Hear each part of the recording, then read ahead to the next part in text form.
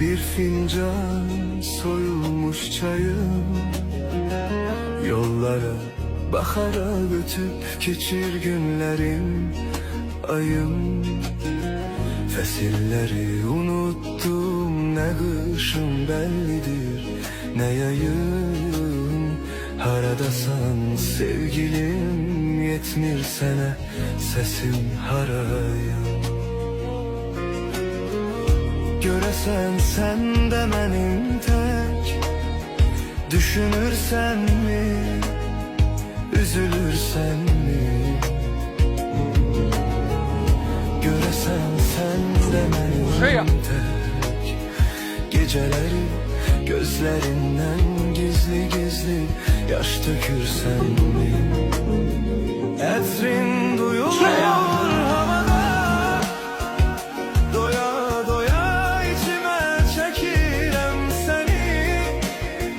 Bir sesini duyur arada sırada, bir bilsen ne kadar sevirem seni.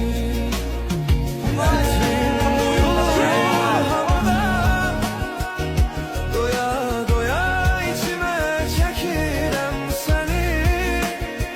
Bir sesini duyurum arada sırada, bir bilsen ne kadar sevirem seni.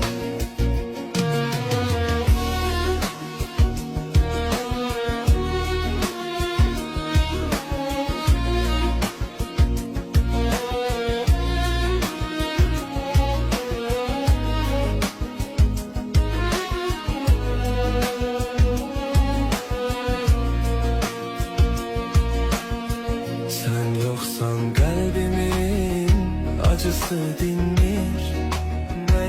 Ne yerdeyim ne göyde asla bilinmir. Buz tutmuş otağımın her bir bucağı,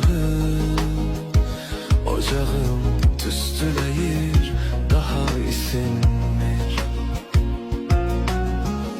Göresen sen de benim tek, düşünürsen mi, üzülürsen